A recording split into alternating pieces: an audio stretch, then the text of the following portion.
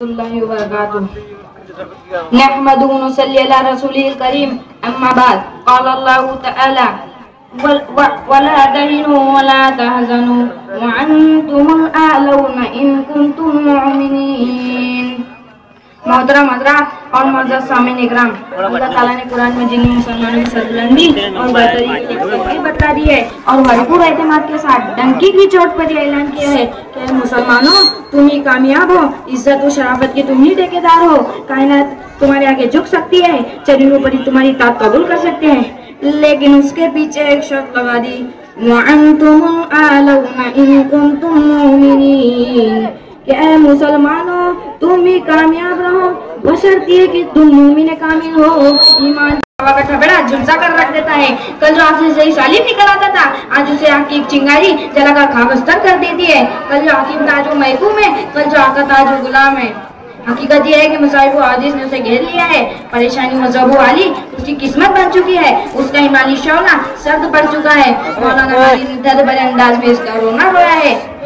घटा सर पे अदबार की जा रही है, फलाकत समाप न दिखला रही है, नहुसत पसो पेश मंडला रही है, चकोरास से सदा आ रही है कि कल कौन थे आज क्या हो गए तुम, कि कल कौन थे आज क्या हो गए तुम, अभी जागते थे अभी सो गए तुम।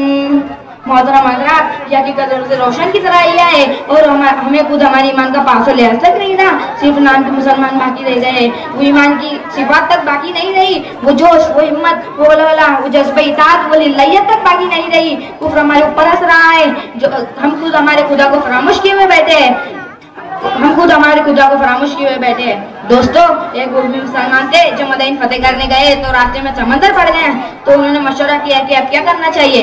तो उनकी ईमानी कुव्वतों और जोश वाले ने कहा कि ईमान की कुव्वत के आगे समंदर क्या चीज़ है, हम इसे में अपने घोड़े डाल देंगे। चुनांचे सहाबा-ए-किराम की मुकद्दस जमात और पाक टोली ने उसके अंदर अपने घोड़े डाल दिए और इस तरह बात से करते गुजर गए जिस तरह खुशकी पर से गुजर रहे हो, और पूरा समंदर उबूर कर गए। जब काफिरों ने हालत देखी तो भागते हुए कह रहे थे, देव आमदन देव आमदन। इस तरह मुसलमानों को फतेह नसीब हुई।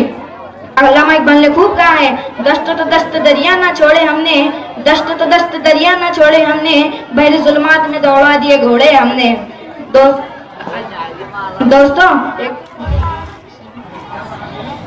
दस्त तो दस्त दरिया ना छोड़े हमने, दस्त तो दस्त दरिया ना छोड़े हमने, बहरे जुल्मात में दौड़ा दिए घोड़े हमने। दोस्तों, एक ऐसा ही वाक़या नहीं बल्कि आपको तारीख़ सफ़ात में ऐसे सैकड़ों वाक़यात मिल जाएंगे जिसमें मुसलमानों ने हर मैदान में फतेह पाई और उन्होंने पहाड़ों से टक्कर ली तो पहाड़ों की संगीनी को चूर चूर कर दिया। वो जंगल में गए तो जंगल ने उनका बढ़कर इस्तकबाल किया, चरिंद वो बनी सब उनके ताबे हो गई, दुनिया की हर चीज़ उनके ताबे हो गई। अल्लामा इकबाल ने कहा था, वो मुअज़्ज़ज़ ज़माने में मुसलमान होकर, वो मुअज़्ज़ज़ ज़माने में मुसलमान होकर, हम ख्वार हुए तारीक़ कुरान होकर। दोस्तों, आपको याद होगा जब हज़रत उमर रज़ियल्लाहु ताला अन्हु की खिलाफत में अफ्रीका का कुछ इलाका फतेह हो गया तो इस्लाम मिल्लत के जियालों ने वहाँ भी इस्लाम को सर बुलंद कर दिया। लेकिन अफ्रीका के कुछ ओबाश लोगों ने मुसलमानों की जहाँ में रोड़े अटकाने के लिए वहाँ के बेचारे सादे नौ मुस्लिमों को बहकाना शुरू कर दिया। वही रफानंदाजी शुरू हो गई। हज़रत उमर रज़ियल्लाहु ताला अन्हु ने वहाँ का जायजा लेने के लिए हज़रत अम्र बिन आस रज़ियल्लाहु ताला अन्हु को भेजा। वहाँ जाकर उन्होंने जायजा लिया और वहाँ से बताया कि वहाँ चौकी बनाई जाए।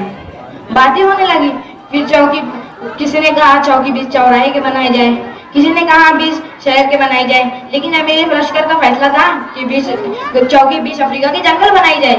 लोगों ने कहा कि ये लोग तो बड़े बेवकूफ़ मालूम होते हैं, अफ्रीका का जंगल वो है जहाँ इंसान सुबह को जाने को डरता है और जब चला भी जाता है तो वापस नहीं आ सकता। वहाँ तरह तरह के मोती जानवर, दहाड़ते हुए शेर, डुकाते हुए भेड़िए रहते हैं। भला चौकी वहाँ किस तरह बनाई जा सकती है?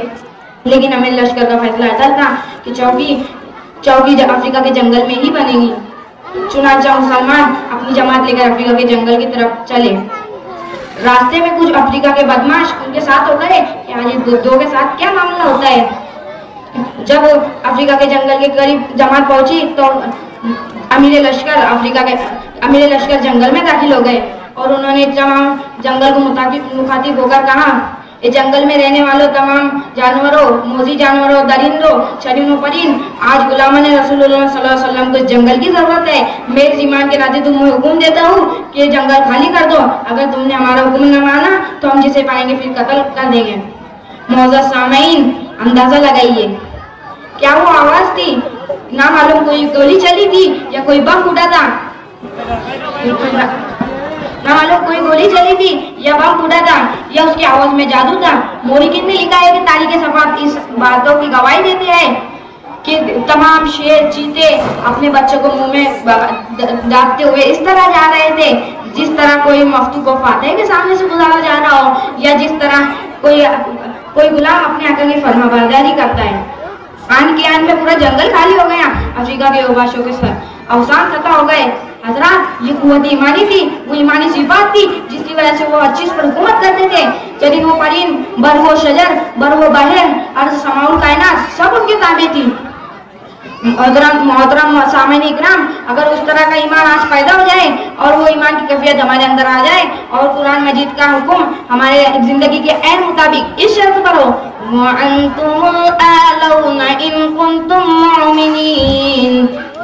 आज भी हो जो इब्राहिम से ईमा पैदा, आज भी हो जो इब्राहिम से ईमा पैदा, आ कर सकते अंदाजे गुलिस्ता पैदा।